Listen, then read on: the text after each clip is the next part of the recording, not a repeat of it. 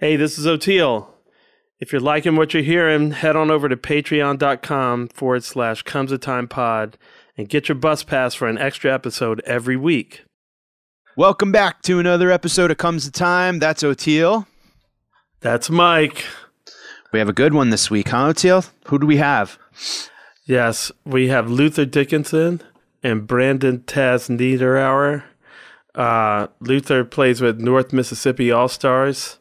They had them both on because we have a music camp together called Roots Rock Revival. And I think we did it for 7 years before the pandemic shut us down. So we did not get to do it in 2020, which left a big gaping hole in our lives. But we're going to get to do it again this year. And we wanted to have them on to talk about it and let people get a feel for what it's like. Brandon said he started coming when he was, what, 9? 8 or 9, yeah. 8 or 9 years old. It's wild. And and now he's a teacher there after having, played with umpteen famous people and starred on Broadway and School of Rock and in a movie and all kinds of stuff. So it was a good time, man. Yeah, totally. Luther's the man. North Mississippi All-Stars I love so much. They're one of my favorites of all time. And just to hear him talk about their, maturation from, they used to be the blow the doors off the place loud. And he's like nice and cool now. So, so don't adjust your dials. What you see is real here. And so you're here with us on Osiris Network, home to so many great podcasts. Check them all out at osirispod.com and visit us at patreon.com/comesatimepod and get lost in some wormholes with us and get a bonus episode every week. Enjoy, and we will catch you next week. Until next time, peace.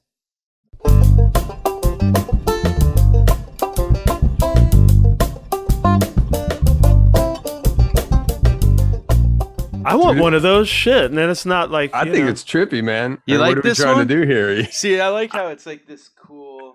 I mean, dude, that's great. All right, I'll leave that then. And it's just an app, or it's a? Yeah, it's some gamer. I'm not into playing games online, but it's like apparently you can set up your background so you could game and people don't see your mom cooking, and I mean, dude, that's a lot easier than the shit I'm going through here, setting these things up. It's with all stands the fucking... gamers figured it out, dude. Gamers have the younger generation. With the pyramids in the background, we're in. Yeah, let's do that. Brandon, did you escape the gaming addiction, or do you fall into that? Do you like it, or you're just like, no, I can't do it? I mean, I'm pretty addicted to games, especially in quarantine, when there's nothing to do, me and my brother just rage and annoy our parents. What games do you play? I don't even know if this is a cool way to ask. I don't know anymore. No, I play Call of Duty a lot, Grand Theft Auto. I play 2K's basketball game, just everything, Yeah. Everything.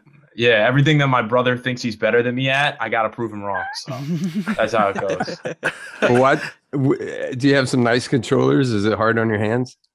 No, we just use the regular ones, and they're not too hard on our hands. Do you ever bring it on the road with you? Yeah, I do actually. I have a portable console. It's called a Nintendo Switch, and sometimes my bandmates and I, or some of my friends in other cities, will just play Mario Kart. And it's really fun. It's really fun, especially when the trash talking hits. You're not playing Animal Crossing? I do have that. I do play that. That's what my son does, Animal Crossing. It's a great game, too. Is it as like Frogger 2020? There's no killing in it. There's no killing in it. Frogger I know that. 2020. That's the game I want to play.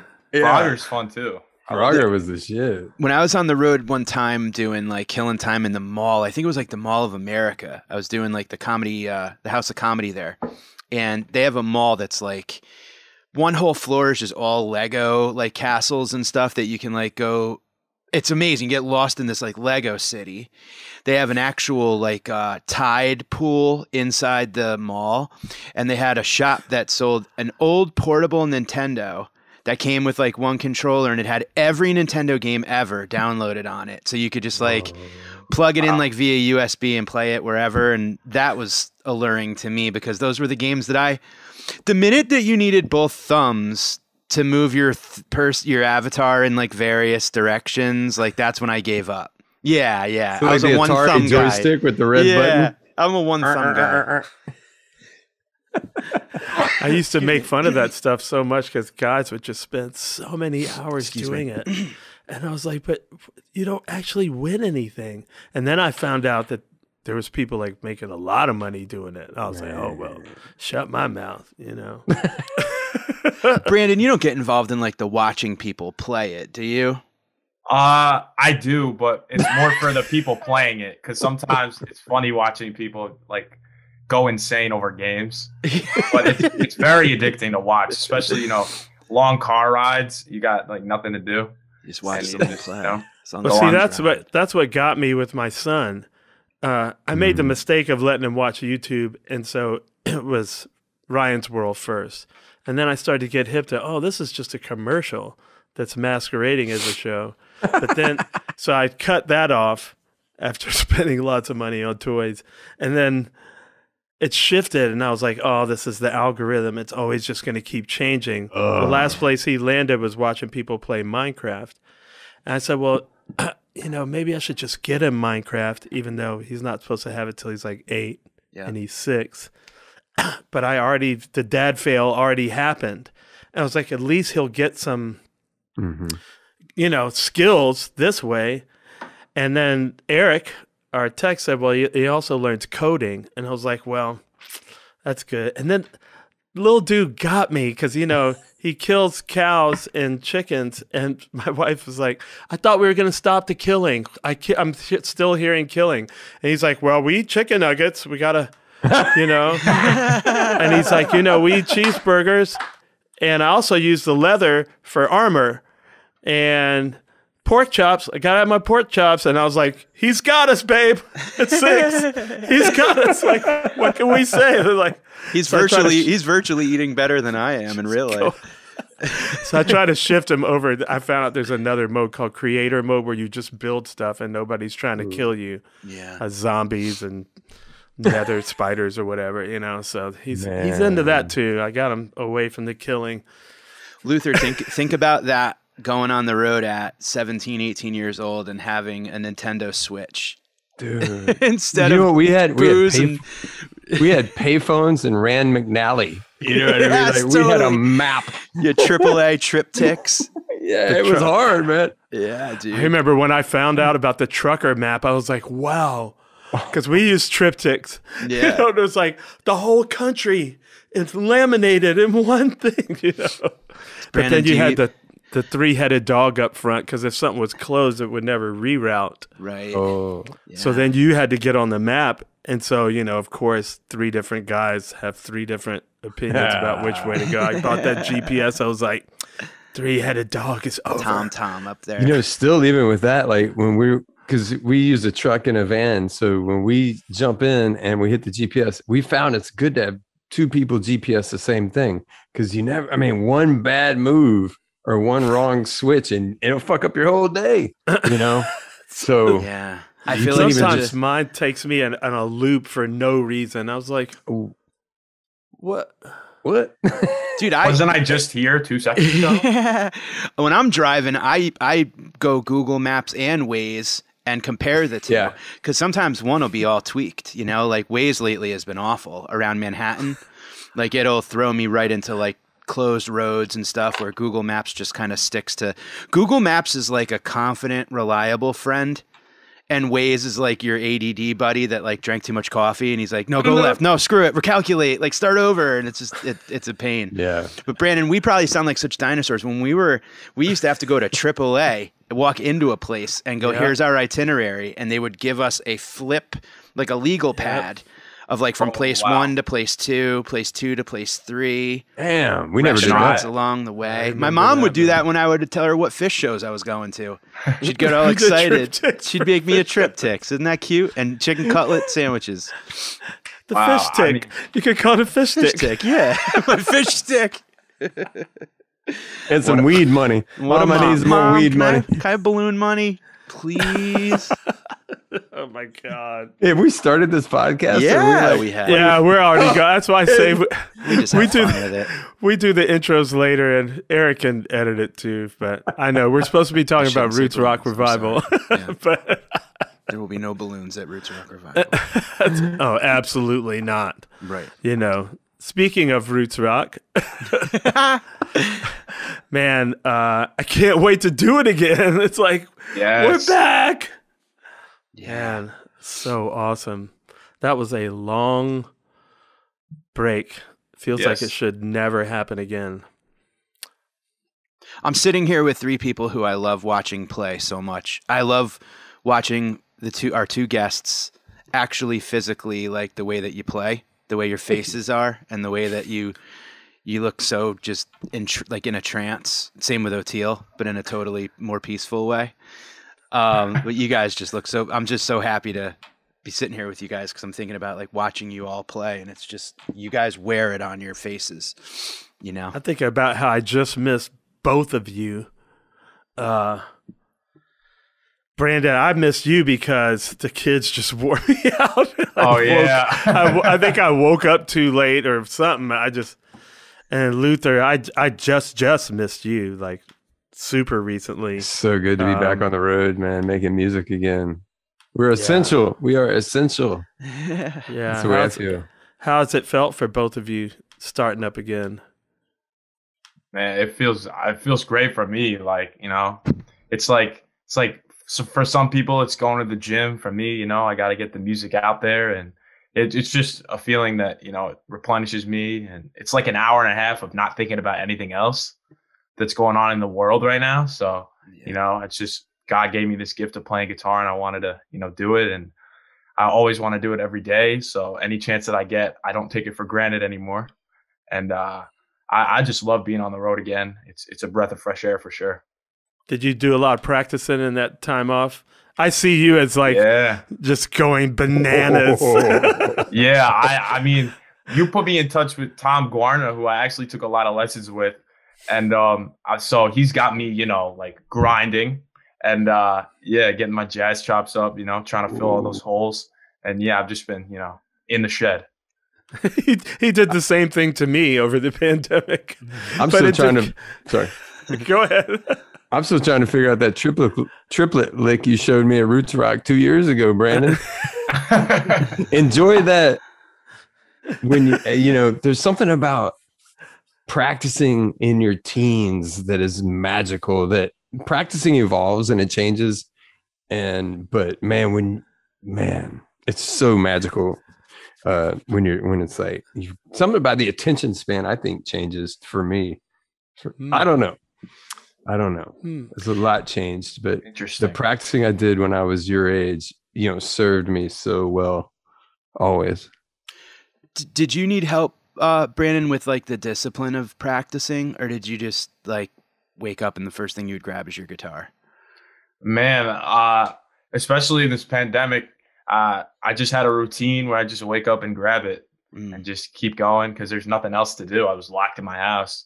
So I was like, I might as well just grind it out. And, you know, it saved me. I don't know what I'd be doing if I didn't have it and what kind of mind space I'd be in. Because I know a lot of people, unfortunately, don't have a, you know, pathway to go in their day where they can, you know, enjoy it all the time since they've been locked in their house. But yeah, it's just every day, the routine, just get up, grab the guitar and just, you know, look over a little book I have and just go through everything. Just try to be better. See, that's why it's like that, Luther, because I just realized the difference between my pandemic practice routine and when I was a teenager is having a 3-year-old and a 6-year-old. So when I wake up, they get up like super early and it's like, whoosh, whoosh, you know, so it's like my practice routine was sitting up late with Tom Guarna, like between midnight and 4 in the morning or 3 or whatever, you know. So I'm sure Luther with kids, still have to like negotiate that part of it. Yeah, luckily, I use a lot more sleep than they do, you know, so I wake up, or the earlier, the better I can wake up in the late. But I learned a great thing from Anders Osborne, because at first, as a family man, he would write his songs. He would try to be private. But then he realized that if he just opened it up, he just writes in the kitchen, you know, like with his wife, and it's a family thing. Yeah. And I've tried to, I think that's really good because also it exposes the family to music. And they're like, you know, if I'm just walking around with the guitar, not, you know, of course they'll grab the neck, like, stop it, dad. Or, you know, dude, kids have changed. It's so funny because like people, you know, playing with Phil Lesh for the last 11 years off and on, you know, I definitely evolved my sound and my tone and my approach in every way. But I used to play real distorted, and I've just been getting more and more and more and more and more and more clean. And a lot of people think it's Jerry, but it's daughters. It's not. It's my girls. They hate distorted guitar. As soon as I fire on the fuzz, they're just like, "Ooh, no, yuck, stop it," you know. And anytime they hear any like rock guitar, they're just like, "Ugh." But they love guitar. They just don't like the aggressive, loud guitar. It's funny, man. So having daughters has definitely widened my horizons, you know.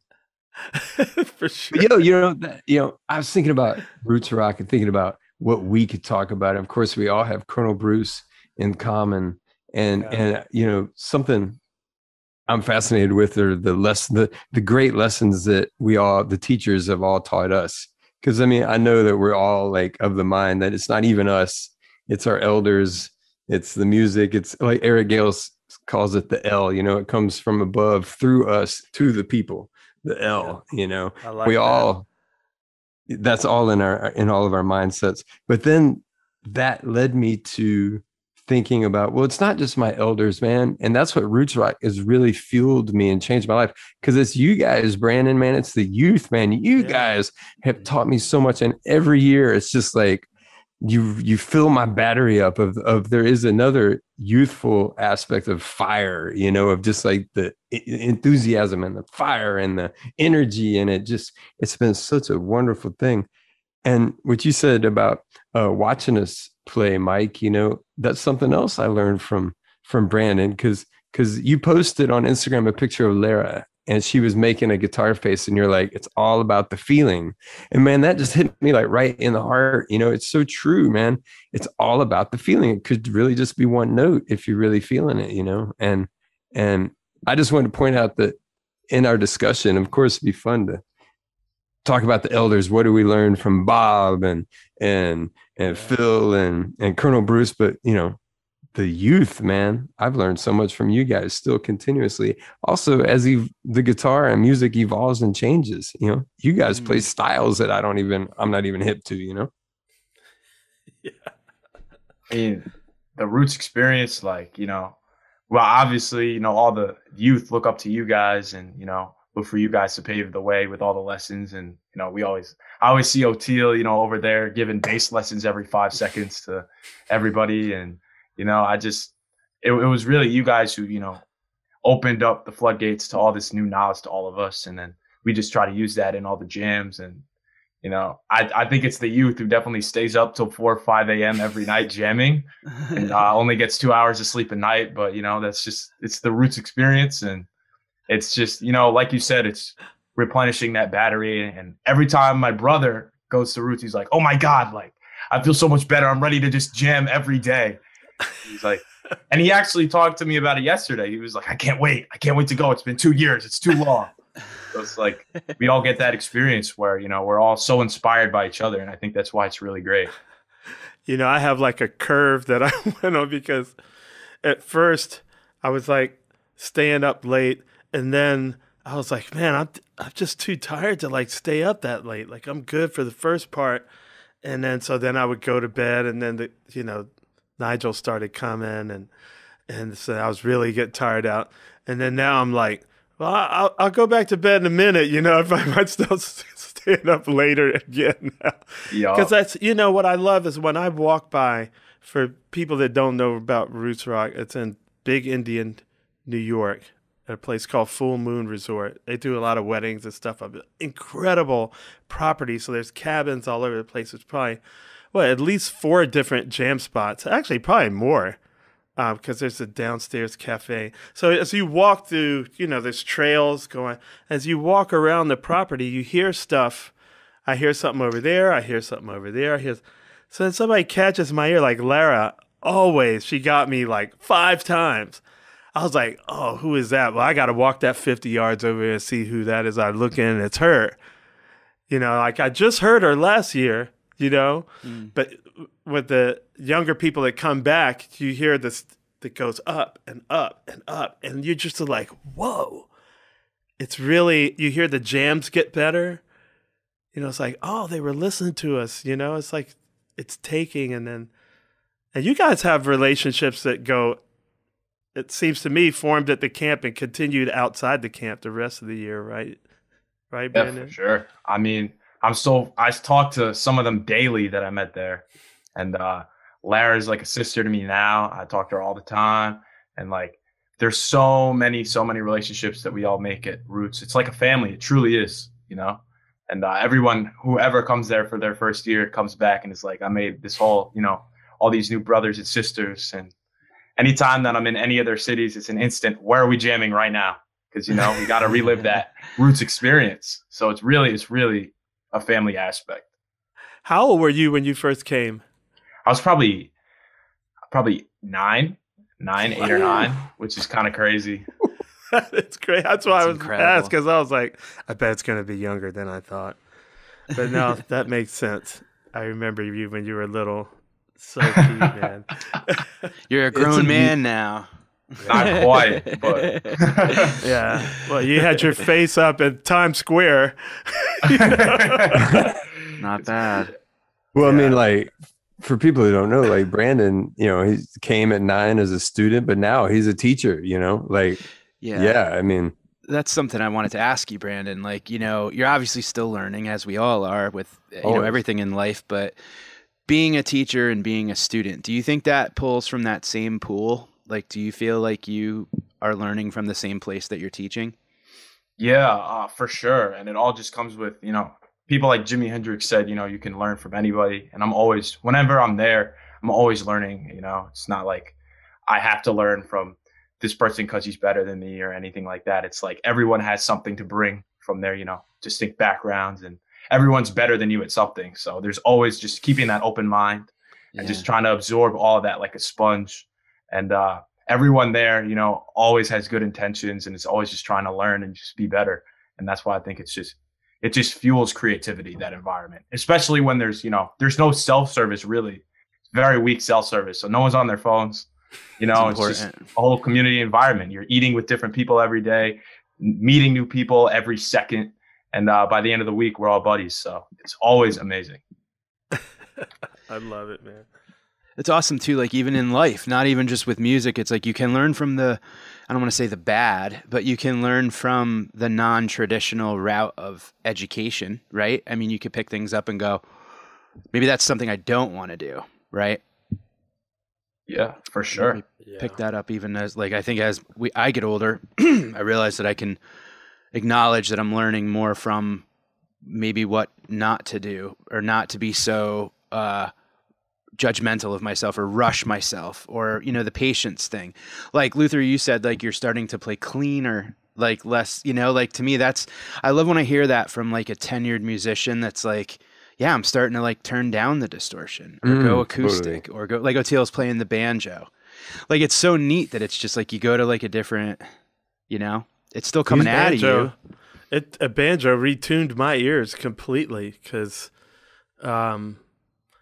I just spent so much time alone. Jess was in Africa when I was playing, so I was literally in the house alone. And you just get into that acoustic thing, which I never did because I never played upright bass. The only acoustic instrument I played the most was drums, which is really loud. You know? But then when I started playing quiet, it just became so meditative, you know? And that's really fun at Roots Rock too, because we have those jams down by the stream. You know, and acoustic, sounds like. And even if there's little amps and stuff, it's really idyllic looking. Like, I should get Eric to flash some shots of it. I'll send him when it actually airs. Maybe he could put them in.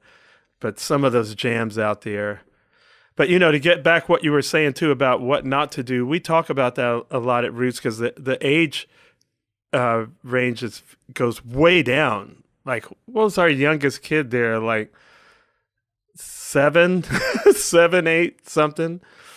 And so you know, we've played with a lot of rock stars who put themselves through the ringer. Many of them didn't make it. And, you know, we talk about that stuff like, hey, you don't want to go down this path, you know? Yeah. And it's important to let them see that too.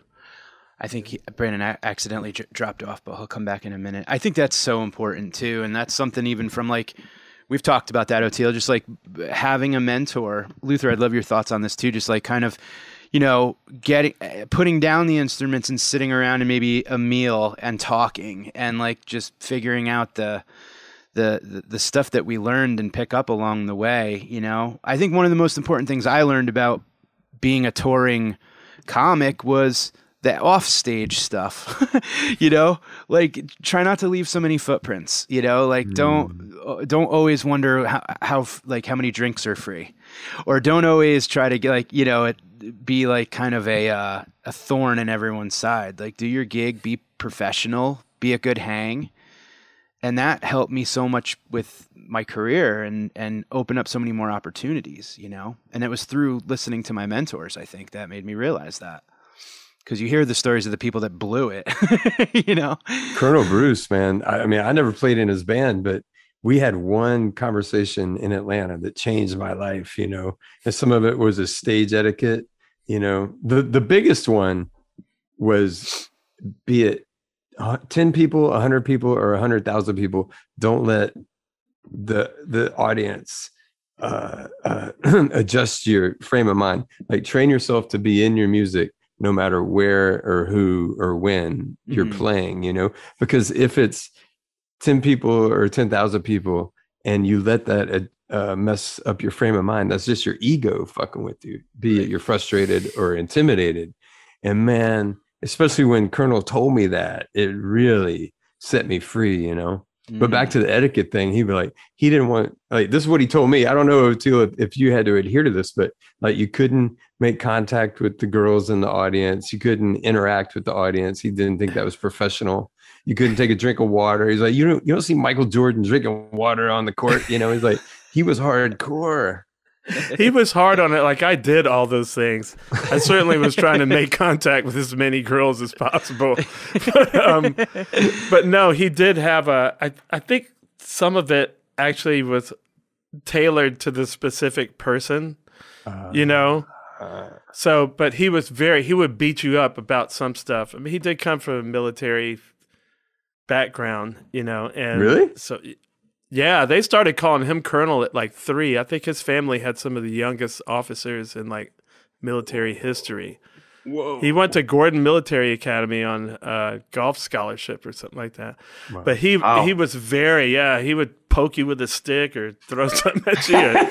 He beat us up good. But, you know, I was like 24, just completely crazy, completely crazy. So he had his work cut out. I apologized to him many times about what I put him through, you know.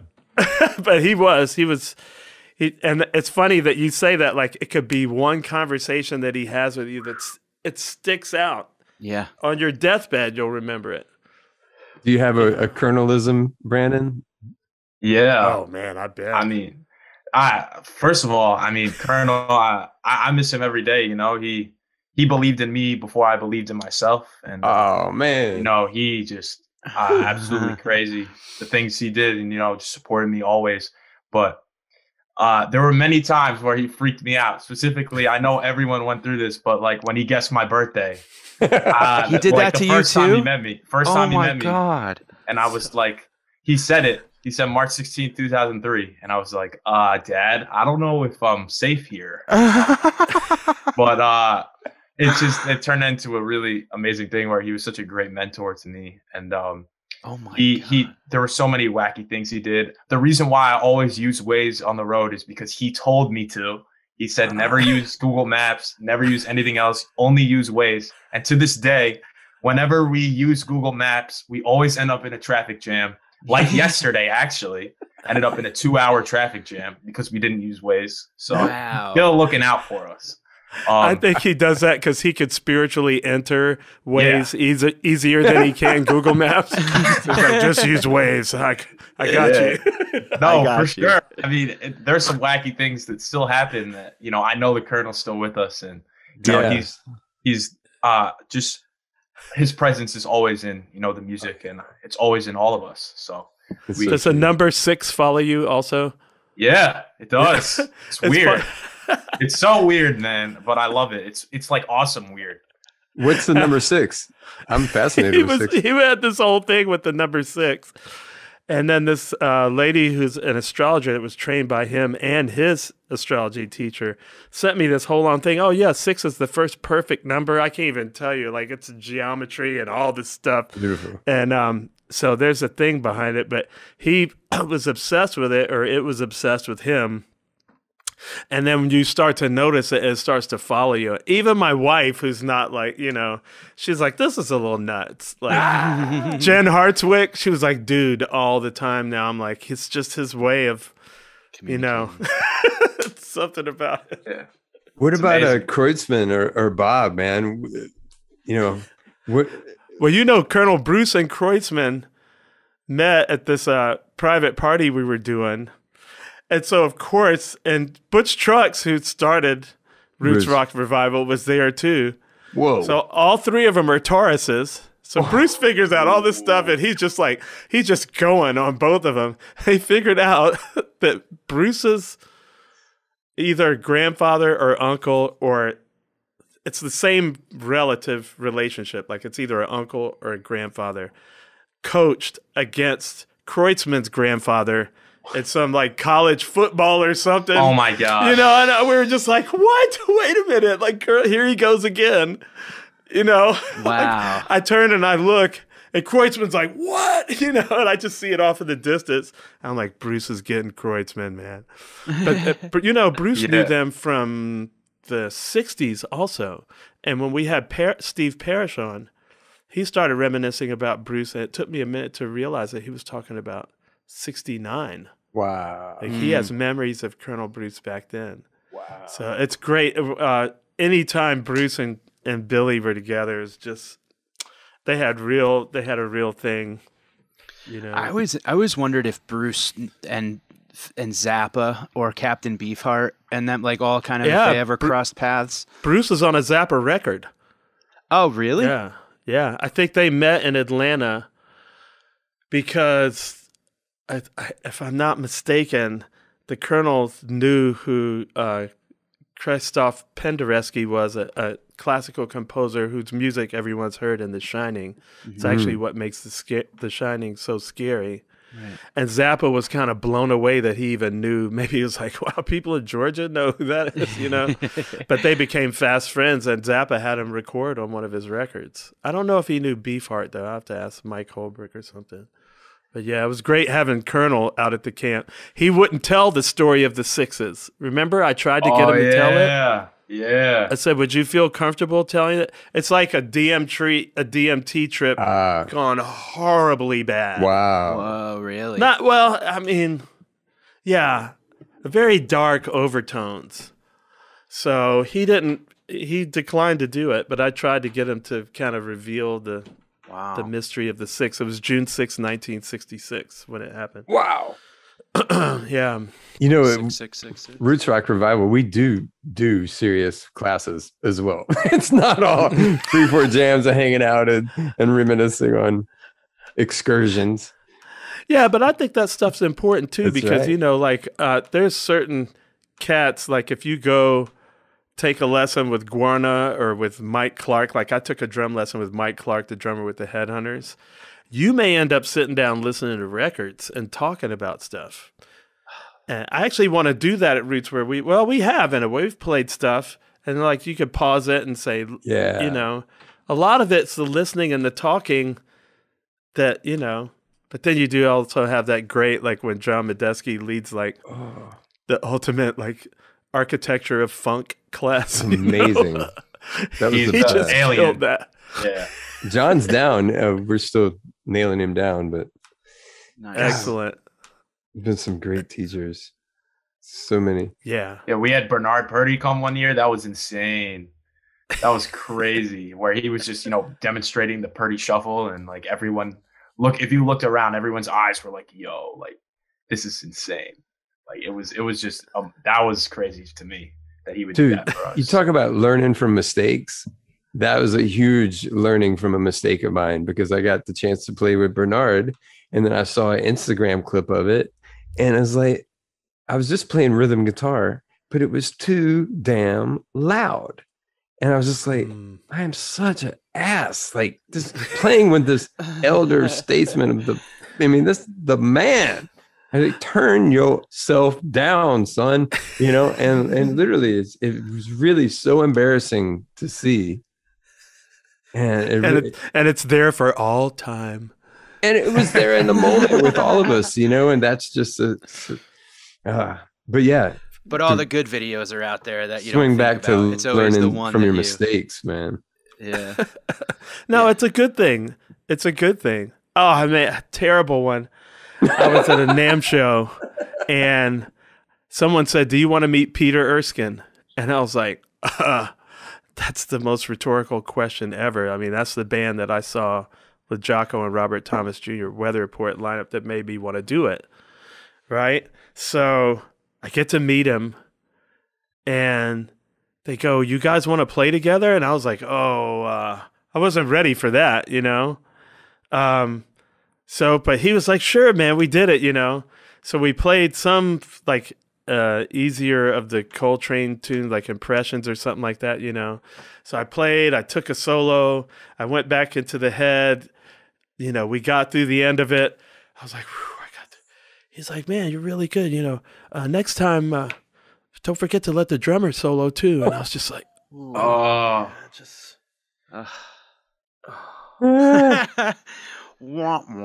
was so nervous, man. Yeah. I was just like, Music is ever humbling, man. just like, it just kills me. He was so nice, though. So it's good when that happens to you, though, right? When you see the Purdy thing. Oh my God. It's good. It's good. Eating your vegetables, right? We bust chops on kids sometimes, right? Some of us more than others. Like, "Man, you turn down. I can't hear the soloist. Yeah. You're playing rhythm, and I can't hear the soloist." And we learn ourselves. We bust chops on each other, It's we get down and dirty with it. Luther, has the teaching thing always been in you? Like, do you really enjoy the education of it all? And, some people shy away from being a mentor, being a leader, I do love teaching. I'm self-taught, and even my vernacular is like street theory, you know what I mean? But maybe that perspective can be helpful to other kids. I just try and make it easy, maybe to a fault. Like I don't mind teaching beginners, like I can get a beginner to have some fun with the guitar in like 5 minutes, or a drum or whatever, it's like, I like to keep it. I love teaching, but I'm not. Was education? Were you in school? Were you like studious, or were you couldn't wait to get out? I painted and drew my way through high school. Nice. I did. I'd had that, but my dad told me, he was a musician, and he told me rock and roll is self-taught. Because he grew up where there was no, there was rock and roll was such a mystery. You just had to study records, And I could talk about that forever, but in pre-internet, I would go to the library and I'd buy little magazines and guitar player magazines or VHS tapes, or just pick up the needle or hit rewind and just doing it. But also I had a lot of great guitar teachers, Sean Lane, Ed Finney, a great jazz teacher. But also learned from my peers, my crew of musicians that we're still friends and we all grew up together. You learn it just as much from your peers, just like kind of friendly competition, But dude, when we were like teenagers, like tripping balls, we would go see Aquarium Rescue Unit. Like those dudes were huge to us. Like we didn't. How did you get in? I had my ways, man. We first met. You could grow a beard at 18. I remember I talked to Jimmy in an alleyway in Oxford, Mississippi, like way before I met you. I don't know if Sean Lane introduced us or not, because you were friends with Sean and we were playing with Sean, but that was years later. Now, there was a great moment in the 90s. I was grown by then, but do you remember when R.L. Burnside sat in with Colonel Bruce in the Aquarium Rescue Unit? Oh my God. And Sean Lane was there too in Memphis at the Omni New Daisy. Oh, that's right. At the same time, yes. And I was like, Bruce, how did you pull this off? Like Sean Lane and Arl on the stage at the same time. And we were backstage. I was just sitting there. We were all backstage just looking at Arl, Colonel, Sean Lane. And we're joking about the diminished augmented scales, you know. And RL looks over, he's like, it's all E to me. And then RL comes to sit in, and Sean, like, for you guys who don't know, I mean, he was the fastest, smoothest, most soulful guitar player of all time, and genius, and a friend of us all, and the most chops of anybody, like Holdsworth, Art Tatum level, just like Coltrane sheets of sound, off the scale, off the scale. But he could also make you cry with soul. Yeah. But anyway, RL's doing Jumper on the Line, and OT walked. He's sitting down. OT, you walked right up, and you crouched down beside him, and you were watching him. And this is a hill country, and Jimmy goes to the four chord. You're like, not yet. I don't even remember that. That's great. You were watching and translating, and Jimmy just went right to that four chord. You're like, Well, a lot of those older guys, they don't follow a 12-bar. Oh, I feel bad now, but I did that to Jimmy on stage. But remember, you did right. Yours. Remember El Diablo? What was his name? Oh yeah, I know who you're talking about. He used to come to Atlanta all the time. Oh, I can't believe I'm blanking on. He's a really old blues guy. So Colonel Bruce takes me to see him, and he's not following 12-bar. He's just doing his thing, and when he feels like changing, he changes. And the bass player is getting more and more and more upset. And I just wanted to so bad just go, dude, I know you could keep the money. Let me play the rest of this set because I love this. Right. Just like waiting, and you're like, here it comes. And then they get you, and they're like, yeah, you know. So RL's like that. I mean, you say he's hill country. Can you explain the difference? Well, Delta blues, is more famous for Robert Johnson and Charlie Patton, but that was the thing of a long time ago, But the hill country, like literally the Mississippi River, and then the Delta in Arkansas and Mississippi, and then the Delta rises as you go east into Mississippi, and it's hilly country, So you go up the bluff, and then that's where we grew up, is in the hill country, and hill country music is different than Delta blues. And like R.L. Burnside, that particular song never even went to the four chord. It just stays on the E. It's all E. It's all E to me. But it's like drone, like the Indian music, That's what turned me out, because be it like modal psychedelic rock and roll, or Indian classical music, or modal jazz. And then when I found hill country blues, I was like, wow, this like scratches the same itch, of that trance. That's it too, man. That's really something we're trying to get the kids to, and the adults too. We don't make it all seem like, because I think we have had like kids, parents, and grandparents at the camp, and so we want to get everybody onto that trance pathway. Because I think it's a great teacher too, At the groove has taught me just about everything, and the trance of, harmonically also can do it too. And the trance of improv teaches you a lot, Sure. But I like that we have this generational thing, I'm trying to be better about my cussing and stuff now at the camp. When Butch was there, it was off the rails. But we were like, "There's kids, Butch. There's kids." But that's something that I'd love to ask you, Brandon. Is that like you're surrounded by a family. You have your family, right? You have your brother and your family, but then you have this other family, your music family. And earlier you said like, Roots Rock Revival, it's like, that family keeps growing. You get new brothers and sisters. I think that was the most rewarding part of starting comedy in my life, was I started to find the people that I realized there were other people like me. Like I wasn't in this alone, and you're able to find that and grow up in it.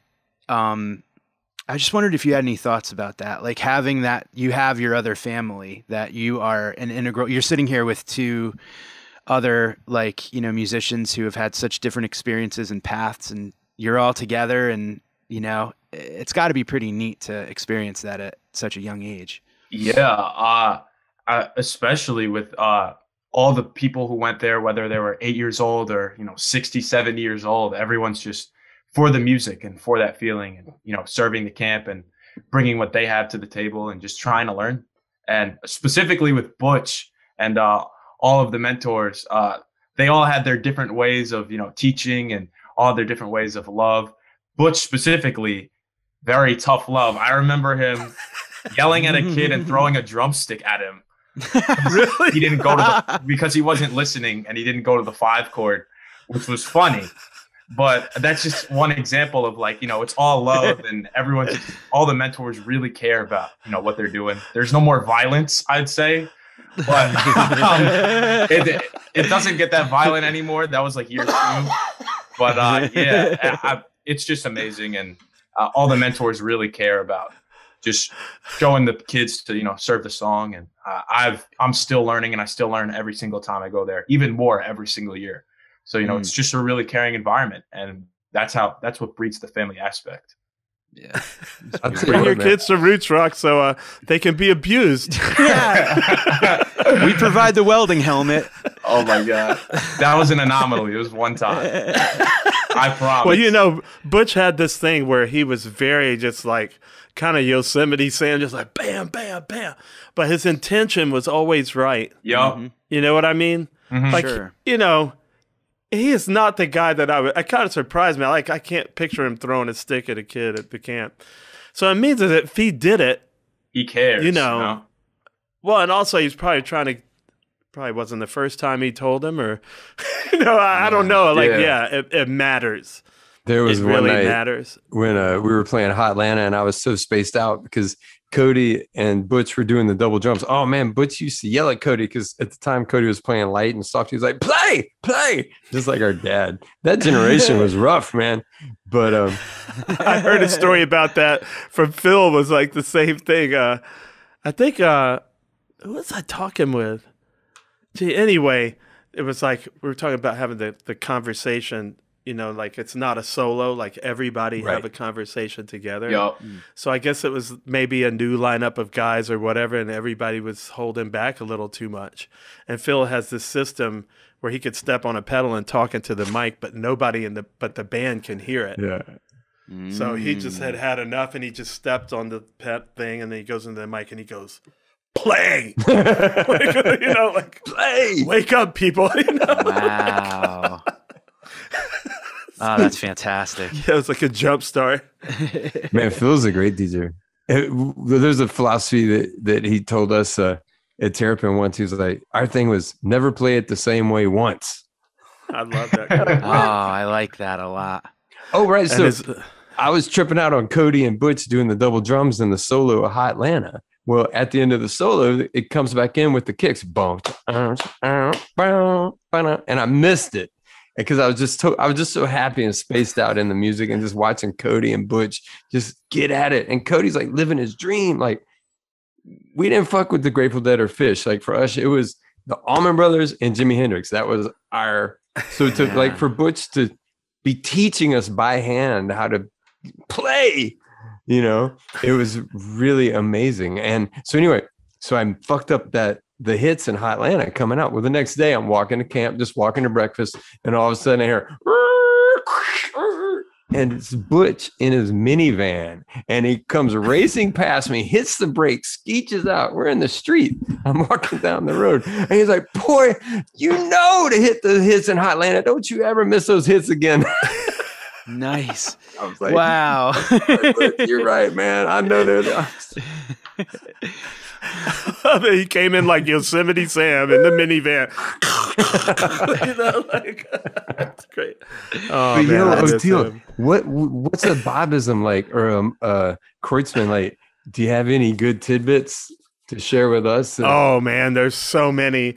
I mean, this is another thing about Roots Rock for people that don't know about it, and we hope you will find out. Butch Trucks started it, so it started out being the roots of Allman Brothers music, which is a lot of stuff: blues, funk, jazz, country, bluegrass. In my mind, because I always put country and bluegrass together, and then, but the whole jam band world, the Grateful Dead and the Allman Brothers are kind of, at the top of the heap there in the jam band world. And so as more of us started playing in the Dead's music, we are bringing more of that in, So I'm hoping one day to get Kreutzmann to the camp, and Mickey too, because it's great to hear their stories and stuff. But I think one of my favorite things about Bill, who we just had on the podcast, is his thing about removing judgment. Yeah. And just leaving the critic behind. So it's like when you're in a school of fish, you're connected with the whole school and everybody's moving in unison. And he doesn't want to think about mistakes, not even for a millisecond. He wants to be in the thing, always going forward, that be here now thing, in the moment, And he has a superpower where he just starts playing. It's a feminine thing, like a jazz thing and a New Orleans thing to it. And it's just super easy to play with. Mm-hmm. It's super easy to improv with forever, and some people have that and some people don't. Like Taz, you have that. You're one of the easiest people for me to jam with. Oh my God. And it's been that way since you were really young. And I just thought he just has it. Some people, you can tell they're like, well, I don't know what to play now. And you just like, as soon as the groove starts, you're just like, boom, and you're off, and it just goes where it just keeps going. Hey, when we would play with Vidakovich, we played those. Oh, Johnny V, with Vidakovich. He's a person. He doesn't like to play. He doesn't like to have a set list. He just wants to. He's like, just play. We just play. Yeah, and you showed up and just. That's how those are some of my earliest music memories. I've been really blessed to play with some awesome people since I was 9 or 10. An example being Johnny Vidakovich, and learning from him, just watching him sit back and lean back and just play whatever he was feeling at that time, just serving the song, not worrying about oh, what am I going to play next, just feeling it really. And that's how that's just how I tried to approach it from there. And like watching people like you and Luther, who is just effortless, and you're not trying to play the lick that you learned yesterday, you're just trying to just really feel it and feel the vibe and the energy of the room and everyone else playing. And there's something really special about specifically him with that, because he, at 4 a.m. at a bar at, Jazz Fest at Maple Leaf, he's not going to be too worried about what's happening next. He's just trying to live in the moment. And I think the moment is really where that lives. Yeah, a lot of those old guys, I think probably the thing I learned the most from him, if I think of just all of them, from Johnny V to Greg Allman, Weir, like all the people that I've played with, is like, mean what you play, mean it. You may prefer Jerry's version of whatever than Bob's, but there's certain things Bob sings, man, that are Jerry's that he means so much. I'm like, it just like it gets me. I'm like, that's his life, man. Yeah, it's his life. And it's and that's what I think that's where it's like it even transcends art. Like humanity to me is above art, because art could be forms. This is just my life into your soul. That's magic. That's the real stuff. Yeah, that is some heavy stuff, man. When Bob sings Jerry's songs now, it's powerful, man. That's Dude, powerful. Some of them are just like, oh. Yeah, it really is powerful. I love what he's been doing lately with the Wolf Bros too. Like just the sound of it. It's so stripped down and just, I don't know. It's a whole other take on these classic tunes. And it just proves Hunter's writing is literally timeless. Well, you get that chemistry every once in a while. You have this chemistry. And when that certain group of people gets together, something incredibly magical happens. They could hate each other's guts, and it's not going to happen unless they get together, Yeah, and when you see those things happen, that's another thing they kind of helped me land where I was. It's from learning from Kofi. I always wanted to be in a band where you're all kind of learning together. Mm-hmm. You know, it's like a Rubik's Cube that we're all doing. And I see that at Roots too. Like, so what is your band situation now, Taz? Are you? I guess the pandemic, put a stop to it for a while. Yeah, but all the musicians in my band, you know, we're all just constantly learning together, and it's a thing where, you know, when we're jamming and stuff and we're playing the songs, we're just constantly learning and trying to be better every night and trying to try new things. And it's really hard to get away from the fear of messing up. That's what we're trying to, you know, tackle right now. And just trying to make it new every night. You know, like Luther said, never play the same thing once. It's really hard to do that if you're playing a similar set every night. And sometimes it's just really good to play with the same group of people, you know, every time, because you really learn to open your chops up and try new things and, you know, escape from your comfort zone. That's why somebody like Colonel Bruce or even Butch or all of you guys, the mentors, are experts at. Well, you have to be, you know, Nigel's Taekwondo school has this thing on the wall. It says the biggest mistake you could ever make is to be afraid to make one. Yeah. Right. And I thought, wow, that just frees, because that's what you just learn. If you don't like leap off the cliff, you know, sometimes you're going to fall to your death. Exactly. Because you're you're jumping. Well, you know, and here we go. And also it comes down to a thing like from a fan's perspective where like we know that what you're doing isn't for everyone. Do you know what I mean? Like we know that if you're playing for everyone, if you're playing for mass popular, like to be the most popular and the most easily fit into everyone's square peg, like a round hole, we don't want that. Like I like that everything is kind of a couple degrees to the weird. And I'm happy to be in on that joke and in on that, you know, that's the stuff that I think is so important, where you guys could fall into the audience and we got you and we will cheer you on because we know you're trying. And that's one of the things that's so interesting about being, you know, I talk to a lot of people who have no idea. They think, you know, jam bands and improvisational music is all just this noodly, like go nowhere shit. And it's like, you guys have no idea how like perfectionists these musicians are. Like you need to know everything before you can fuck around with everything. You know what I mean? Like it's not like this rookie, just because you're not like playing a straightforward Metallica tune or whatever. Like that's the thing that's great from our perspective, is like watching, you know, man, I remember going to like early North Mississippi shows and just like, because it charged me up. It was like my Van Halen. Like I loved how fiery you guys were and how energetic. Like I knew that at your shows, it was going to be just straight, like balls to the wall fire, like That's Fifth so Gear. Funny.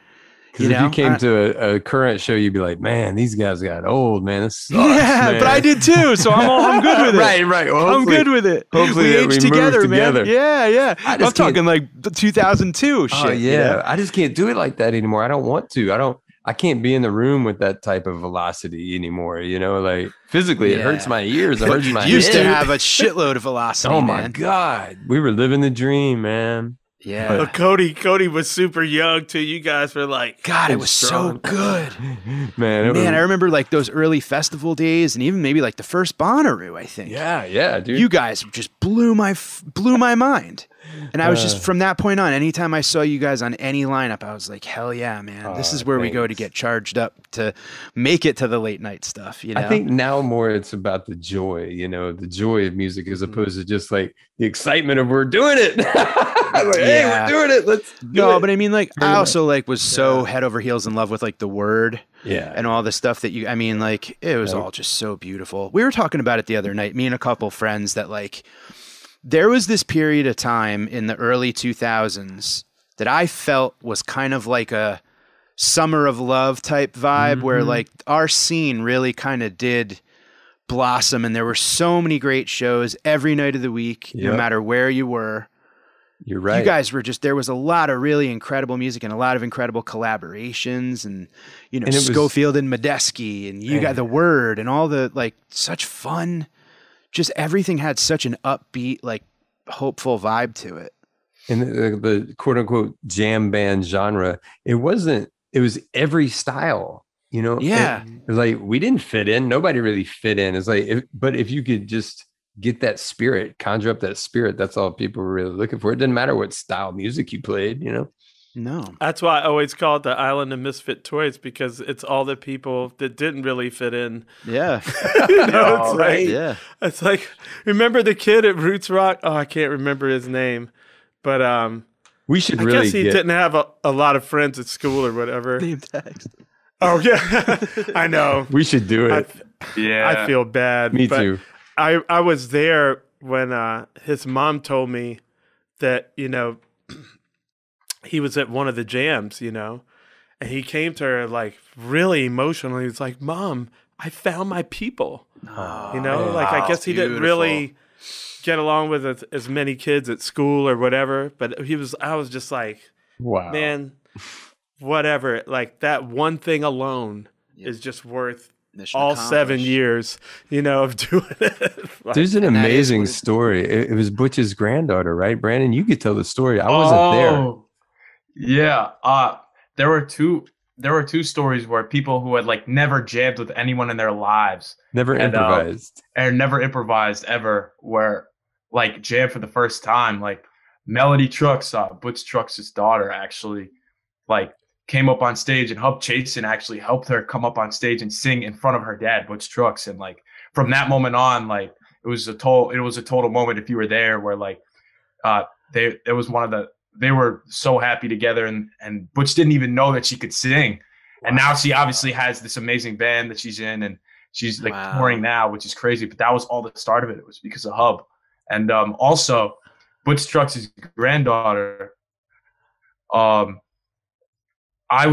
we have this whole friend group thing going on, and she was like, "Yeah, I have my violin here, but I've never jammed on it with anyone. I don't even know what jamming is." So we were all like, come on, you got to come on with us, So we were in the barn at like 2 a.m. and she played Jessica with us, and it was insane. It was awesome.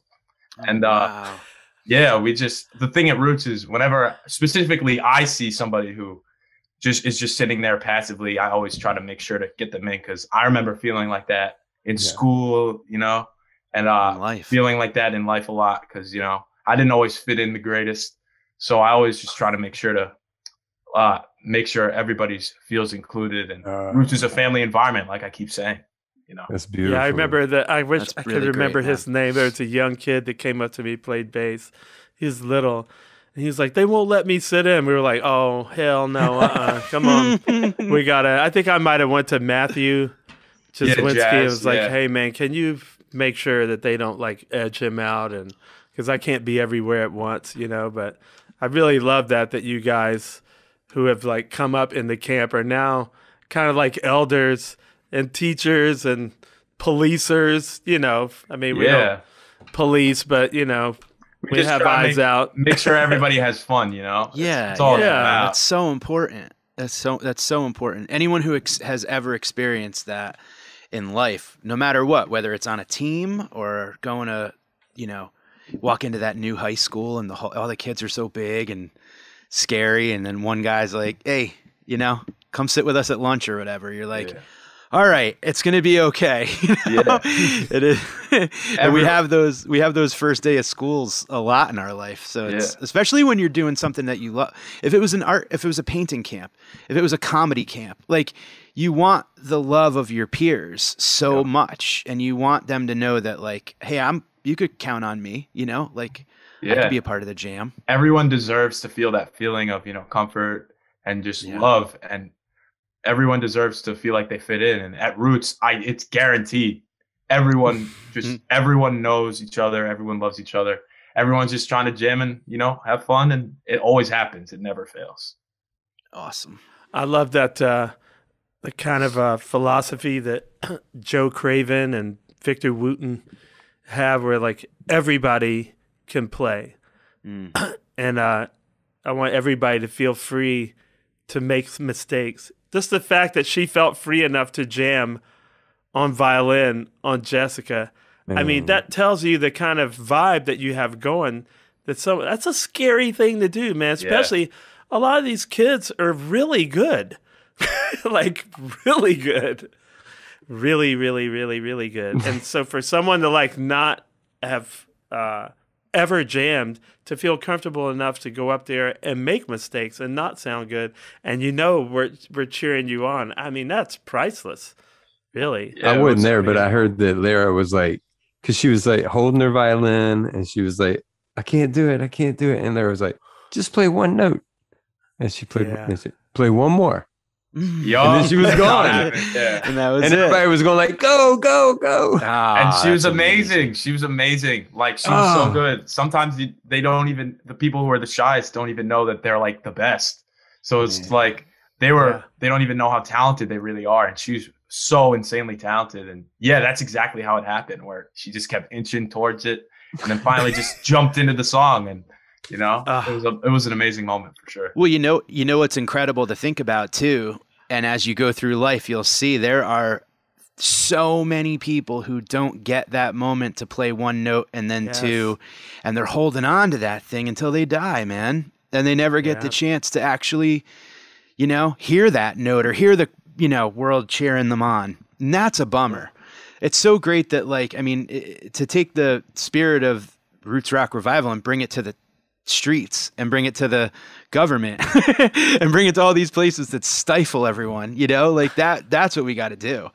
But that's so great, man. Brandon, you said it earlier, dude, just like letting everyone know that it's like, they are included and they are welcome. Like it's your generation that has to make sure that happens, dude, because we blew it. Well, we're trying. We're trying, but we're trying. And also to some of the older people, I always go, it's never too late to have a happy childhood. That's right. It's so, they get better and better for me as I get older. Now I've seen the younger kids get older, and I'm hanging with the grandparents or becoming one of the grandparents, and it's something to see, man. It's something to feel. That's what I should say. It's really something to feel. It's quite a good feeling, Yeah. Brandon, you worked with Bootsy recently, right? Yeah, I did work with Bootsy. That was crazy. Did he have some words of wisdom for you? Yeah. First of all, that whole experience, he flew me out to the Midwest, and I had like a limo at the airport and stuff, and like he brought me to the studio, and I get there, and all he does is he's telling me to just forget everything out the door, forget everything that I'd learned previously, and just to feel it. And I had no script. He just played the song, and I played over it like 80 times, just playing whatever I thought. And he just, he's a mad scientist, he's a coder. He'll just take what he wants. So there was really nothing to be afraid of. So I stopped fearing that I was in the room with this titan of music, this person that everyone looks up to. Yeah. And that's a person who just made me feel really good in that studio and made me feel really included. He wasn't there trying to be all cool and stuff, because he could be, and I would have been okay with that because he's Bootsy Collins, like crazy.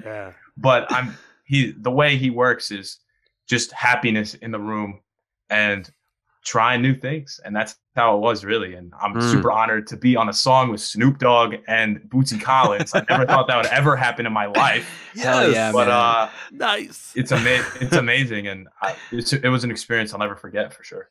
You got to help us get him to Roots Rock. Oh, I will try my best. I will definitely ask him.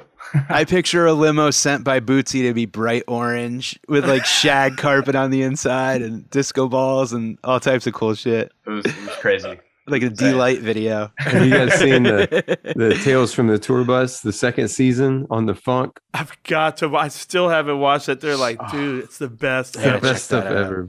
I could listen to Bootsy talk forever. I mean, his voice is so beautiful. His laugh. What network is that on?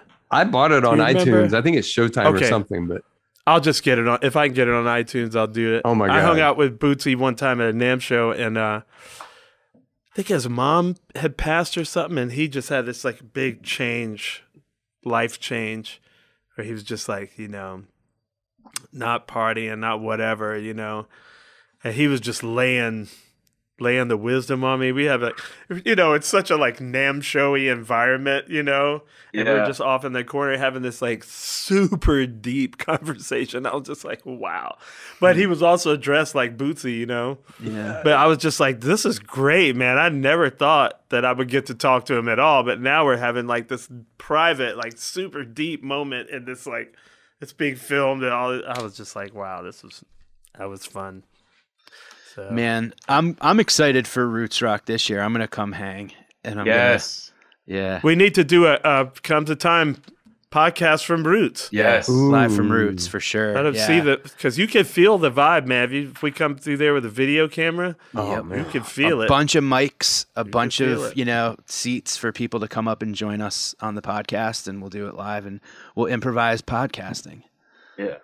Maybe you could do a set of stand-up at the Roadhouse. You don't have to ask me twice. I'm there, man. I'm there. Speaking of which, man, I mean, the early years of open mic must be the most terrifying thing. More than anything we've lived through. Well, it was pretty. Yeah, it's weird, and doing it in the New York area was interesting because there were places. So there's like two scenes that coexist. There's the club scene and then there's the alt scene, which is basically Brooklyn and Queens and Lower East Side and Soho, coffee shops, bakeries after hours, Mexican restaurants that, let us do comedy to people who don't know there's going to be comedy and they don't like it. But that there's these places where you kind of like will go up and throw your name in a bucket and you wait around and you get your name called and you go up and do 2 minutes. It's all comics who aren't laughing, and it's just to hear yourself say these words and tighten them up and run to the next place and the next place. And, so those open mic, those beginning moments were, they were scary. And they were also, because I started later, I was like 29 or 28 when I started. So it was like, I got to make it on the first round, So I went in there with like a purpose. Like I didn't have time to like blow it for 10 years, So I kind of luckily I did all my partying and shit beforehand. So I went into it with like a business mind. Like it's time to do some comedy, And I went in with like ideas and did everything I possibly could. And I learned very quick. Steve Martin said it the best, that stand-up comedy is the ego's last stand. Because it's just, you're there and you're like thinking about the thing that just left your mouth and you're thinking about what is coming next while you're delivering this thought in the middle that you're not thinking about because you're too busy thinking about what just happened and what's about to happen. So you're just all over. You're like tripolar. You know what I mean? And then you get off stage and it's like, whoa, like the adrenaline's coming from everywhere. And you don't know if it was good or bad or what, but yeah, and it's no school for it either. There's no like summer camp. The first time comedy, it's like what's funny, Oteil, is the first time I ever did stand up was at Caroline's on Broadway, and it was at like one of these new talent things. And what I learned afterwards is that like the clubs offer this because you have to bring like 10 to 15 of your friends. And like it's a guaranteed sold out night, so it's just kind of putting butts in seats, and you get young comics or people who want to do it. And I had signed up for one and I went up with 5 minutes of material and I never did it before. And I got up and I did well. And I walked off stage like, this is a breeze. Comedy's a joke. I got this, And I ran out into the streets of New York and was like, watch out, Manhattan. Here comes, the next Carlin. And I did that same set at like St. Mark's, like at an open mic, like 2 days later. Crickets, not one laugh. People are walking out. And I'm like, oh, this is comedy. I realized the only reason why I did good was because it was a room full of gratuitous people that were happy just to see their friends, And I was like, okay, all right. So it was like a false positive up front. And then I really had to kind of dig myself out of that hole. And my ego was just laughing and pointing. You suck, And then I had to really learn like, this is going to take a lot of work. And that's when I was hooked. When it was too easy off the front, it was like, all right, like I could do this. But then when I realized this is going to take a ton of work, that's when I was like, yep, I'm not. I knew right away that like if it was something I didn't care about, that's when I would have bailed. But I wanted to do it even more. I was like, where's the next room? Where's the next open? Like, where's the closest place I can go to do it again?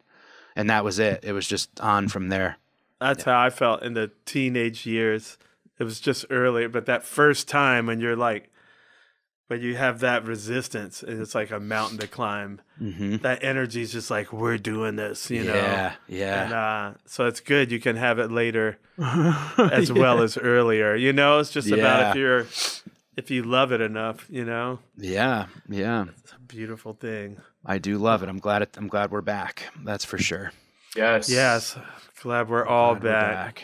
Yeah. Well, guys, it's really good to have you on the podcast. Thank you so much. We wanted to let the world know what we got going on at Roots Rock, how we do it. We'll have some stand-up comedy next time. Yes. Please come. I promise. Oh, I'm there, man. Bless us, please. 2022, we're going to do it. Thank you guys so much. Can't wait to see you guys live real soon, man.